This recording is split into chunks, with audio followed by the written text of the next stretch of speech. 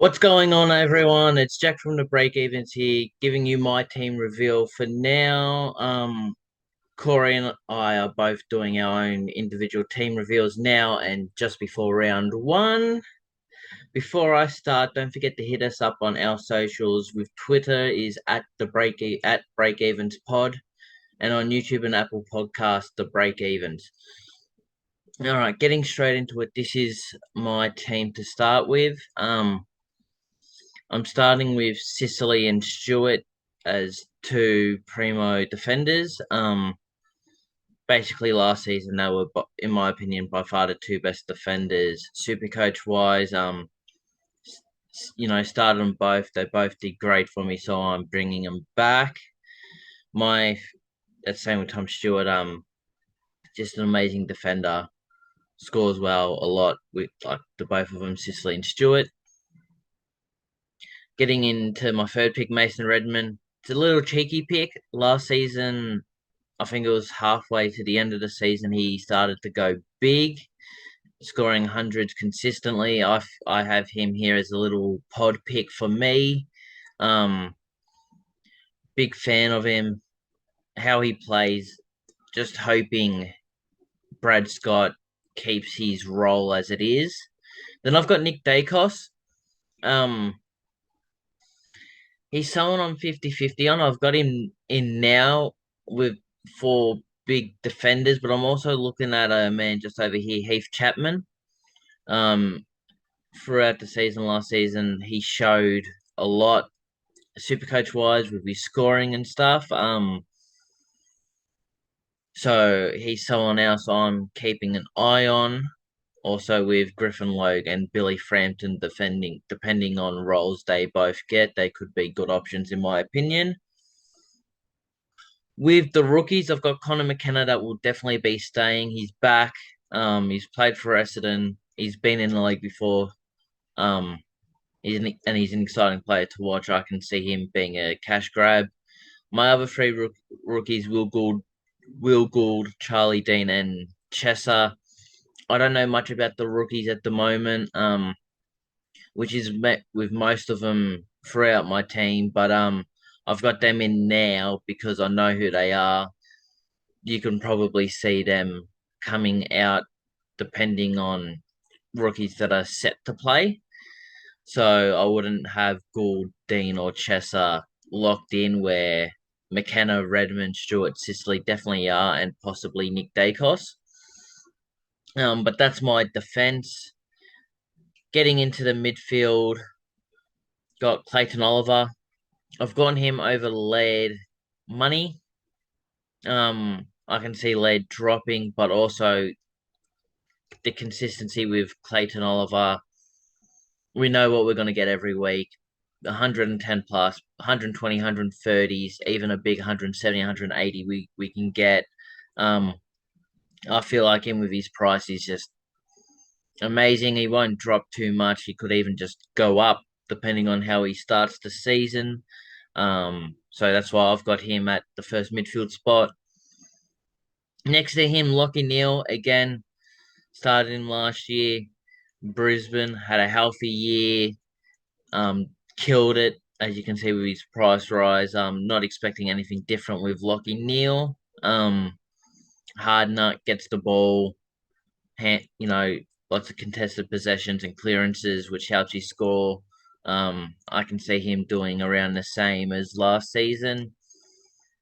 My third midfielder spot's a bit of a risky pick as well as my other two there. Luke Davies Uniacke averaged 106 or 108 last season in a struggling North Melbourne side. I can see him getting being well, I wouldn't say a breakout because he's averaged over 100, but like an Andy Brayshaw last year, he just takes his game to the next level and being a solidified pick. So that's why I'm starting him early instead of with what I think's going to happen, bringing him in later on, and obviously saving some money up here to work around with the team and different players and positions as well. So that's why I've gone him. My M4 is John Newcomb. for me, I can see him having a breakout season. Tom Mitchell and Jager O'Meara gone out of Hawthorn.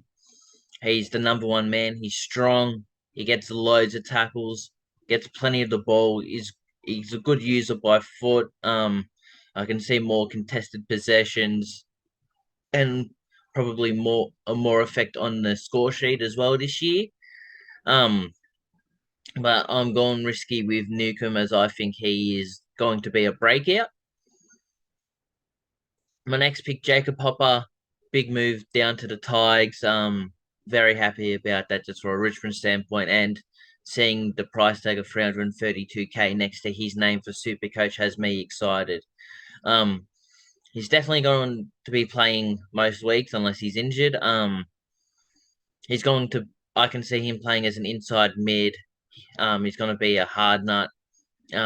Getting handball like contested possessions off the clearances, center bounces, and throw-ins. I can see him making money, and he could possibly be an M8 spot, but like I'm going risky, chucking him in at 330K, thinking he can make 100, 200K and upgrade him, or if he plays as well as his potential is and how good of a footballer he is, he can definitely be an M7 or an M8 spot. Going next, Toby McLean.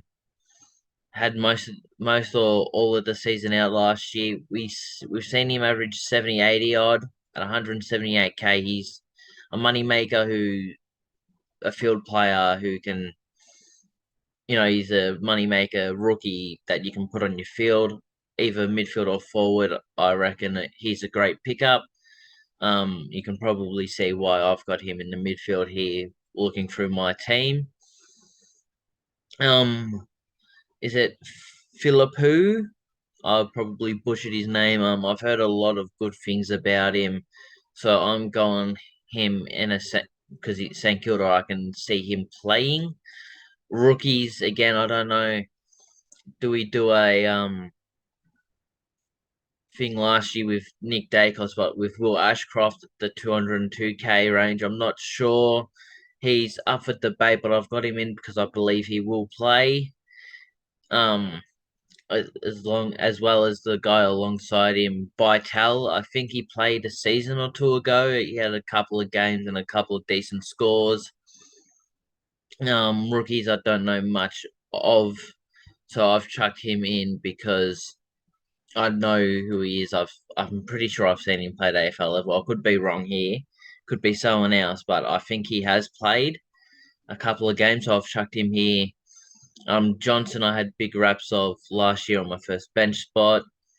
Um, he had an injury plagued season last year. I can see him possibly getting some games this year. And from his scouting report last year, he's a very skillful player by foot and composed. Next one under, I've got Connor Blakely. Moved over from Freo, I believe, at 123K. I can see him playing most games unless he's injured. And I feel like he's one of those like McKenna and McLean who's going to make it a lot of money. Possibly could be a field spot as well, depending on how well he plays. He's probably a rookie that will stay in my team, but with most rookies here, I doubt many of them will stay. I'm just going names I know, which leads me to the last midfield rookie, Cooper Harvey, son of Boomer. So I thought I'd chuck him in for that reason only. So I can see him probably moving for someone maybe around 102K range for a loophole option with free here in the ruck spot, or someone that's going to play around the same price.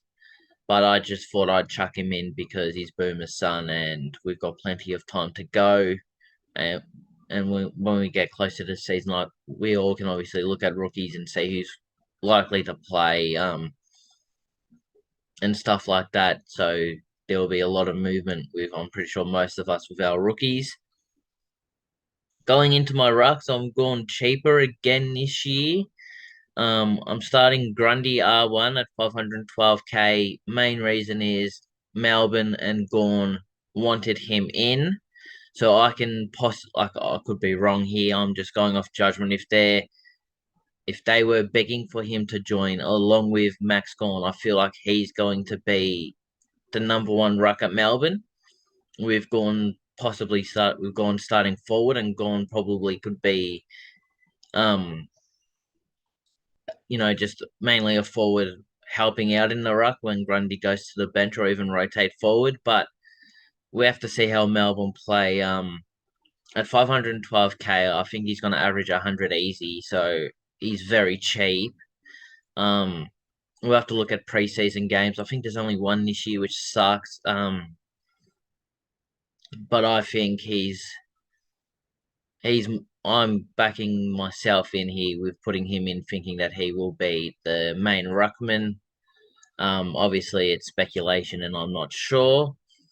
Going into R2 Lloyd Meek, big move to Hawthorn. I can either see him being number one ruck, or if he's not number one ruck, he'll start forward, which he's shown he can do very well at Freo with Sean Darcy, and help out in the ruck. He averaged 85 in like 6 games last year, so I can see him playing every week at Hawthorn, being either R1 or the R2, playing as a forward. Um, so that's why I've got him in there. He's going to make money, but he could be the Jared Witts for me last season and perform so well that he stays with Grundy, and I don't need to do any trades to my ruckman. Going to my ruck bench spot, I've got Free. He's 102K. His name's Free. I doubt he's going to play. Just simply loophole option North Melbourne, and I think they've got a lot of late Saturday, like Sunday games. Sorry, so a bit easy to do loopholes with him. Not much more on him. He could change depending. I don't know if there's someone at 102K that has a better fixture or something like that. But he's probably going to stay just for a loophole option. Going to my forwards, Josh Dunkley at number one. We saw what he did last year with the Doggies. I think it's going to be very similar, if not better, at the Lions. He's gone to arguably a better team, even though the Bulldogs are a great team. Brisbane's one of the best teams, so I feel like his score is going to go up more. Even as a forward, if he's averaged like 110, 120 as a mainly forward rotating into a midfield player at the Bulldogs. If he plays that same role with Brisbane, I feel like it'll be better because he's got better players around him. So I've gone Dunkley. I think he's the obvious choice for everyone. My second forward, Tim Taranto, again with Hopper, big money move to Richmond. I can see him playing mainly midfield and possibly rotating forward. So that's my main reason chucking him in, but it's also a fact of again, like Dunkley, he's got better players around him at Richmond compared to the Giants. Playing midfield, kicking to a forward line with Tom Lynch, who was the second or third best key forward last year, going off the common medal. So I feel like there's a lot of goal assists there, but you've also got players like Dustin Martin and Jack Raywald in the forward 50. So if you do scuff a kick, it's going to drop to them or a small forward who can pick it up. So it's still, I think it's still technically a good kick because it ends up to one of your players and not an opposition player. But I also just think with his at times scrappy kicking, the Richmond play style fits it perfectly, which I can see more points coming in because it'll be working well for the team performance. So that's why I've gone him. My forward third spot, I've got Toby Green. I'm not sure him as well if he will be staying or not. I've got him in now because last year he had a tough year. Yeah, missed the first 5-6 weeks, and then he only played 6 or 8 games for the year. Toby Green with Hopper and Taranto gone, I can see playing a bit more midfield. Which obviously will boost his score up. But at 421K, we know what Toby Green can do. He can average that 100, 110. So it's a bit of a risky one, in my opinion. But I'm backing him in at the moment There's also Errol Goulden I'm looking at in that spot as well, who could have a big season for Sydney. But at the moment, I've got Toby Green, and I'm backing him in at the moment. My fourth forward spot is Nat Fife. I've gone him because most people have him.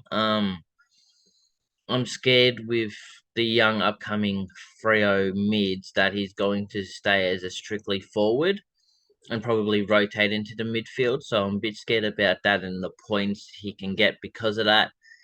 But a bit like Canelio, and also his injury history as well. It's not great, but a bit like Canelio last year, I'm having the same doubts, and we saw what he did for us last year. So that's why I'm chucking Fife in for now. I'm not sure if Fife will stay. He's probably one that could and will leave closer to the season starting, but I'm just not sure yet. I'm chucking him in because the price and historically Fife, it's an absolute bargain. My F5, I've got Oscar Allen, missed most of the season.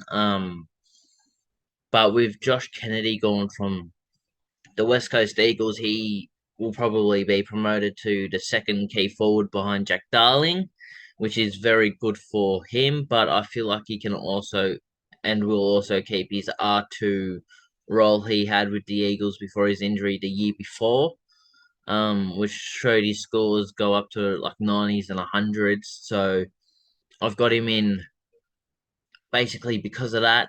And at 210k, he's definitely a money maker, but he could also be if he gets that R2 spot and plays a bit of a ruck, he could get that ruck DPP.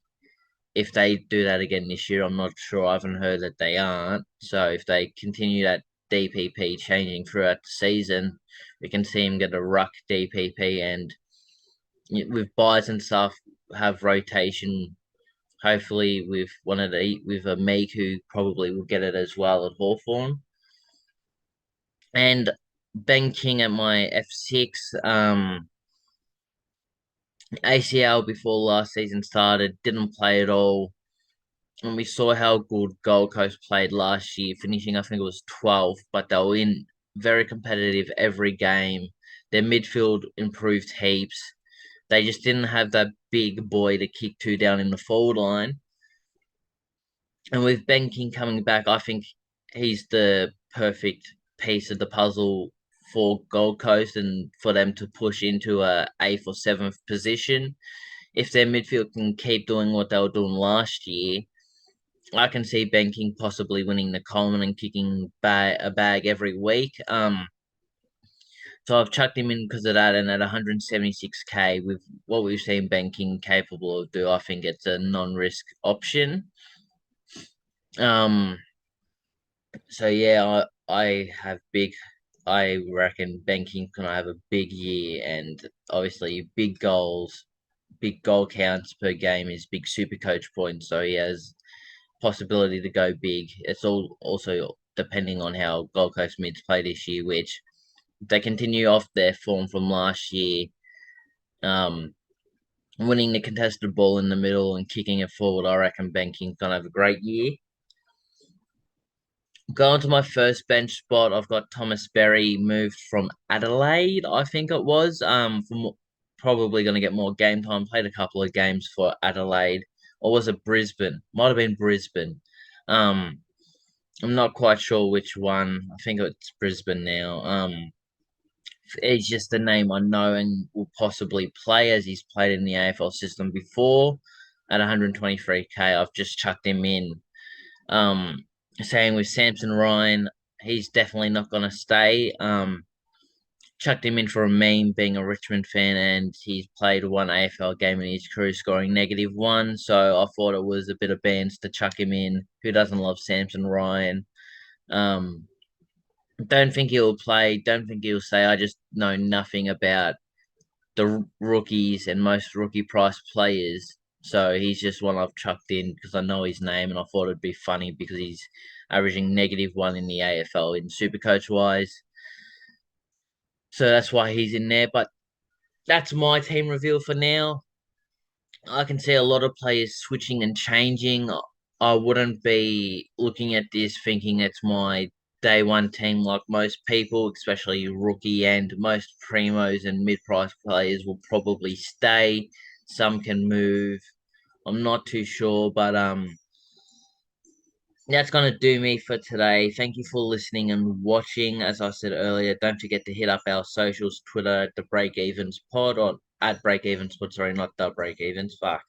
And YouTube and Apple Podcast at the Breakevens. Um Thanks again for your time. I hope you enjoyed. I hope I explained my picks pretty well. And as always, it's time for now and see ya.